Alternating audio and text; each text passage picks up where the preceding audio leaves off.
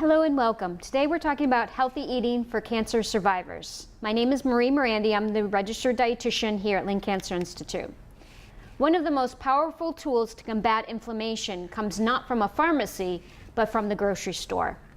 According to Dr. Frank Hu at the Harvard School of Public Health, many experimental studies have shown that components of food or beverages may have anti-inflammatory effects. Now you may be asking, why are we talking about inflammation? So major diseases that plague us, including cancer, heart disease, diabetes, depression, even Alzheimer's, have been linked to chronic inflammation. An eating pattern that emphasizes foods that are high in antioxidants, monounsaturated fats, and omega-3 fatty acids can help reduce inflammation. So how do I eat smart, so to speak? Well, cancer experts agree that eating a variety of colorful fruits and vegetables, whole grains, and legumes aids in the fight against cancer and other chronic diseases like heart disease and diabetes. Eating a plant-based diet means you include a substantial portion of one or more vegetables and/or fruit on your plate. These foods are naturally low in calories and good sources of phytochemicals.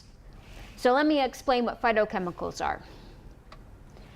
Phytochemicals are naturally occurring plant nutrients, often associated with either the color, the odor, and the flavor of foods. They help to support overall health and protect our body cells from damage. Research has shown they can influence the processes inside our bodies to help to fight cancer. Some of the ways that they help to fight cancer include stimulating the immune system, blocking substances that we eat, drink, or breathe from becoming carcinogens, reducing inflammation and oxidative damage that makes cancer growth more likely. They can also prevent DNA damage and help with DNA repair. In addition to all of this, some nutrients in foods may regulate hormones.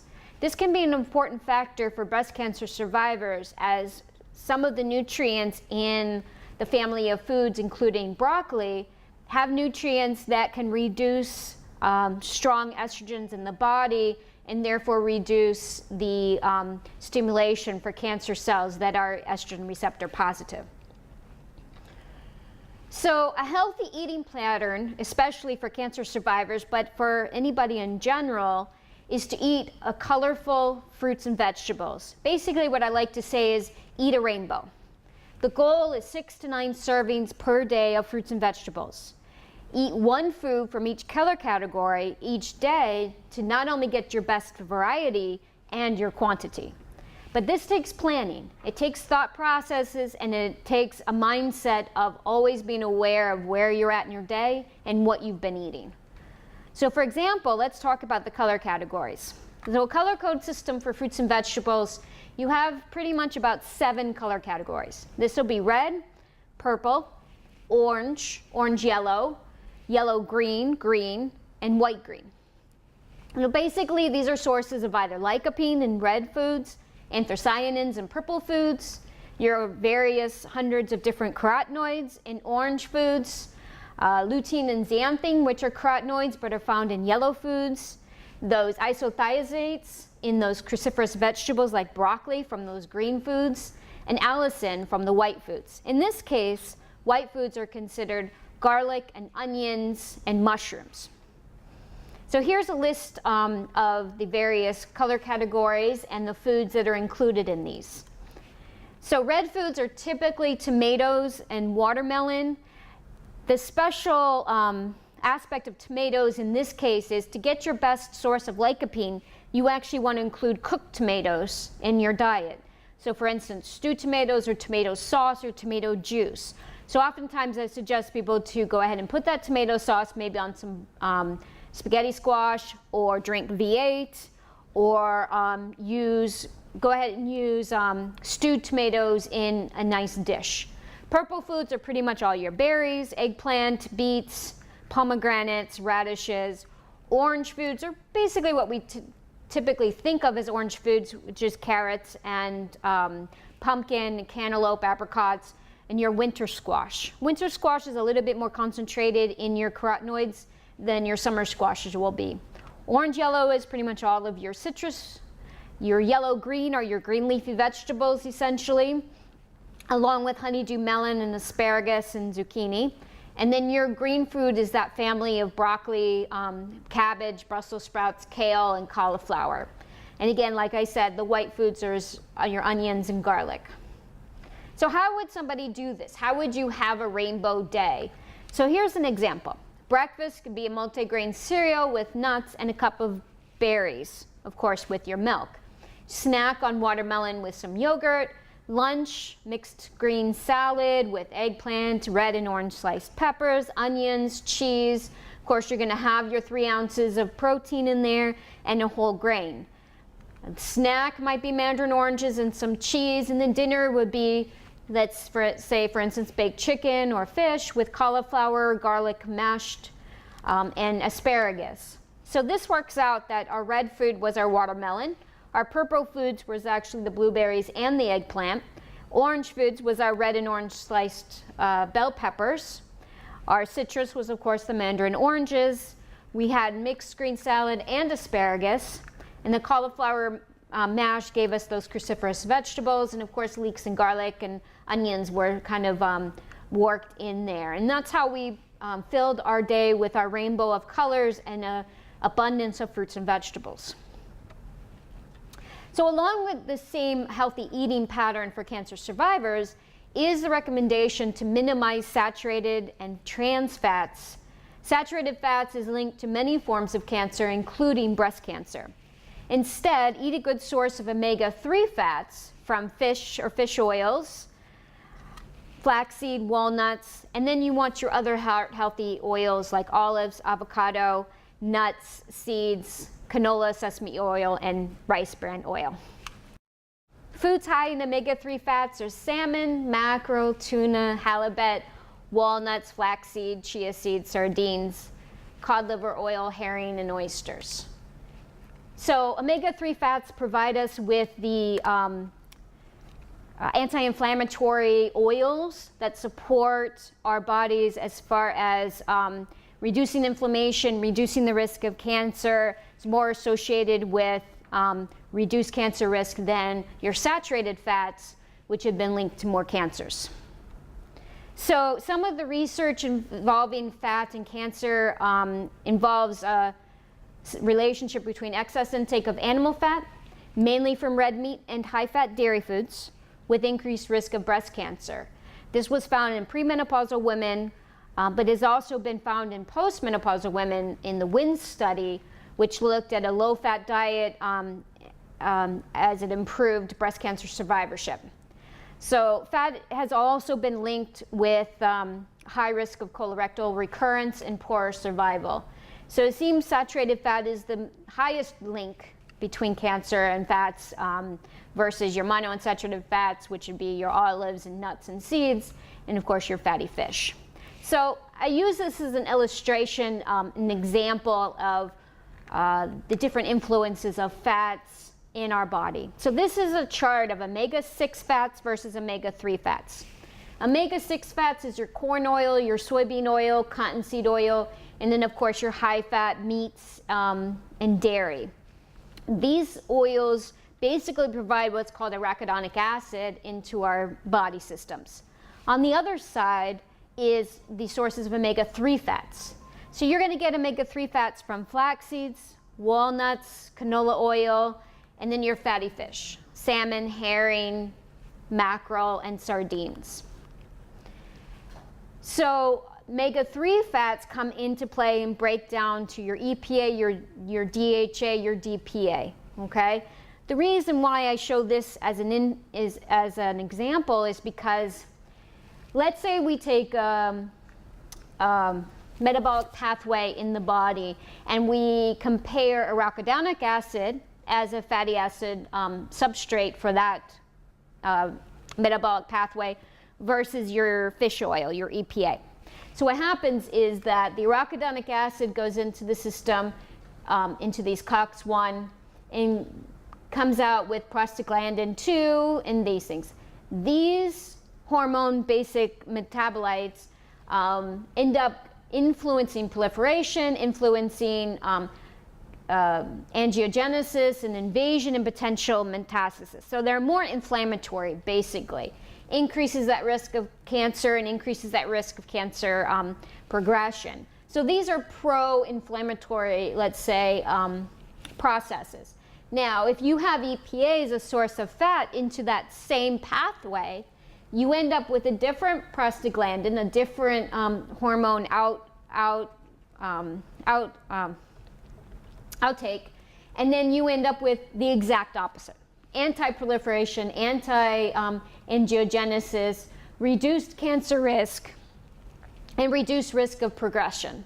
So I think that is a really good example of how different nutrients that we consume affect our bodies differently. So again, this is an example of how a fat can either be inflammatory or anti-inflammatory. So we want to stick with those sources of EPA and DHA, which again would be those flax seeds, that walnuts, canola oil, and your fatty fish. Okay?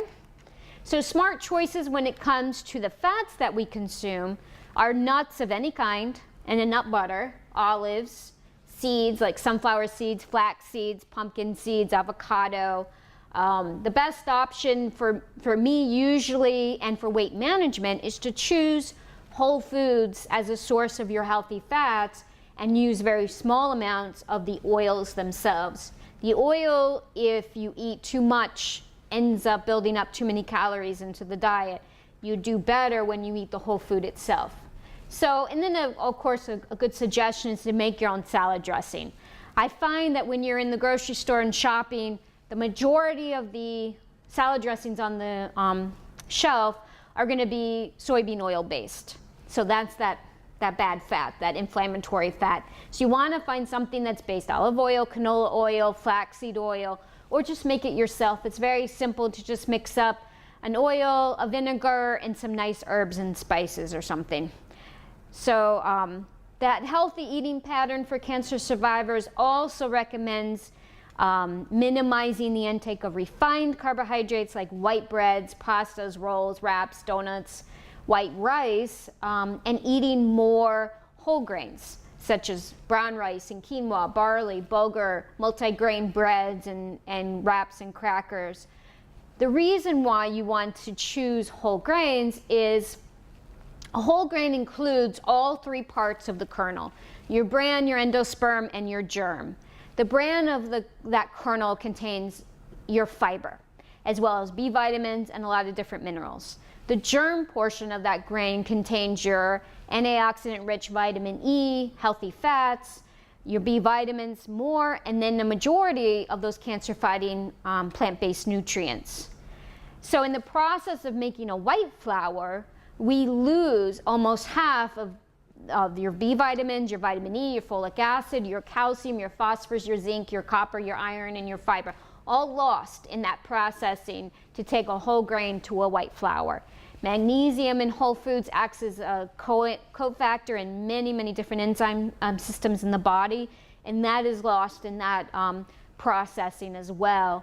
So minerals from whole grains, including quinoa, can help protect our cells from damage, and that potential damage can lead to cancer growth. So whole grains also contain betaine, which is a plant-based nutrient that has been linked to lower levels of inflammation by lowering homocysteine levels, lowering C-reactive protein, and tumor necrosis factor. Components of whole grains are also able to reduce estrogen in the body, which is very interesting, protecting against breast cancer. So high fiber foods are known to protect also against colon cancer. So oftentimes I hear people talking about, I'm not eating any bread or cereals, I'm not eating any carbs because of the link between sugar and cancer. And it's not that direct of a link where you would want to give up your whole grains. You don't necessarily want to give up quinoa and brown rice and multigrain cereals or breads for these very reasons. Now, some of those anti-inflammatory grains, barley, buckwheat, millet, quinoa, brown rice, or wild rice, or even black rice we've cooked with in the past in some of our cooking demonstrations, bulgur wheat, And of course, other high fiber starches like beans and peas give you some good healthy carbs. So that healthy eating pattern for cancer survivors will also encourage you to spice up your foods. So ginger, curry, turmeric, garlic, and many, many other spices have their own cancer-fighting potential and cancer-fighting nutrients. Along with that, drinking green tea up to 4 cups a day, unless for some reason it interacts with a medication that you're taking. And then Asian mushrooms, shiitake mushrooms, maitake mushrooms, reishi mushrooms, boost up the immune system and help to fight cancer. So some of those other great spices, turmeric, garlic, basil, rosemary, parsley, cloves, ginger, which is really great for the stomach, especially for cancer patients who have that nausea, that gastritis. Fennel is really nice, cardamom, nutmeg and cumin is all kind of good, and peppermint, all good for the GI tract, and along with those potential cancer-fighting nutrients. So as much as possible, flavor your foods and include these in your recipes, because healthy foods don't have to be tasteless, and you want to use these foods to kind of boost up that flavor. A healthy eating pattern also, when it comes to the protein intake, you want to eat lean sources of protein, basically your chicken and fish. You do want to cut back on red meat and full-fat dairy foods. Some people choose not to eat red meat at all, which is reasonable, but you do lose out on sources of iron and B12, so you want some other sources of protein in your diet. They're going to give you those nutrients. Processed meats I would definitely avoid. Processed meats are going to be your salted or cured hot dogs, salami, pepperoni, bacon, exactly. So unfortunately, these have a lot of carcinogens, a lot of salt added, a lot of nitrates and phosphates that are potential carcinogens. So you want to fill only about 1/4 of your plate with protein, and that's drastically different than the typical American diet. Typical American diet has half your plate or more with a big piece of meat. So there is good evidence that red meat, processed meats, and high-fat dairy in some cases increase the risk of many different kinds of cancers. So in this case, your best options as far as anti-inflammatory proteins are your fatty fish, so salmon and tuna and mackerel and herring, all those fatty fish. Eggs, which I think is great because eggs have gotten a really bad rep over the years as far as being unhealthy, which they're not. Any of your nuts, almonds, Brazil nuts, walnuts, just for example. Beans and legumes and lentils and peas and chickpeas, as far as beans go. Edamame and organic tofu. Now, just as a comment when it comes to soy, it's interesting, soy again has also been demonized over the years and not supported by research. The research actually supports the fact that soy foods don't influence breast cancer risk, don't influence breast cancer recurrence. And actually they have found that when people include soy foods in their diet as a cancer survivor after a year, they actually have less risk of dying from their cancer. So it's important to, if it's something that you enjoy and you want to include in your diet, don't worry about it. Sesame seeds, boneless, skinless, of course, chicken, turkey are also anti-inflammatory proteins and good choices. Now, oftentimes, especially down here in South Florida, because we have such good weather all year round, we like to grill, right? Grilling out, unfortunately, produces carcinogens specifically in protein that you're going to grill. Chicken, fish, meat, any of those protein foods, when they're cooked at very high temperatures, produce these carcinogens. So the best bet when it comes to reducing this risk and reducing this production of these carcinogens is first to marinate meats before grilling. That marination, the combination of the vinegars and the oil and the other components of a marinade will protect the proteins from becoming damaged. Raise the meat off of the flames so you avoid the flare-ups, so you don't get that black charring on the meats. You can pre-cook the meat at a much lower temperature to shorten that exposure time to the high heat. And interestingly enough, parsley has a component to it that actually helps to neutralize carcinogens in smoke. So including parsley either with your meat or in that meal may help you a little bit as far as protecting against the effects of that grilled meat. So something to definitely take into consideration. Now, a healthy eating pattern for cancer survivors, we've talked about eating a rainbow, we've talked about a high intake of fruits and vegetables, choosing whole grains, choosing the healthiest of fats when it comes to, for example, the olives and the olive oil and the fatty fish, getting that abundance of nutrients from spices and from green tea and anti-inflammatory agents. You also definitely want to achieve and maintain a healthy weight. So extra weight has been linked to increased risk for breast, prostate, and colorectal cancer. Just a little makes a difference. Just a little bit of weight loss can make a big difference. A study showed that 5% change in body weight reduced insulin, hunger hormones, and inflammation hormones significantly in that person's body. So you don't have to become super thin in order to gain the benefit of losing weight.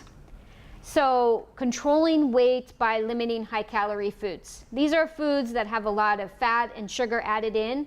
So drinking fewer beverages high in fat or added sugar, I think that is a significant factor in a lot of people as far as being overweight. Sweetened beverages don't promote a feeling of fullness, and extra calories limit sweet desserts and foods with added sugars. Simple sugars don't shut down that I am hungry hormone, which means that you may be taking in 250 calories from a soda, but you're still going to be hungry, you're still going to want more food. Unfortunately, that doesn't go well with trying to manage your weight.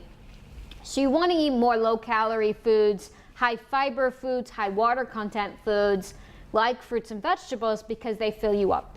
And they provide all of those nutrients that the body is needing so that you can shut down those hunger hormones and feel satisfied.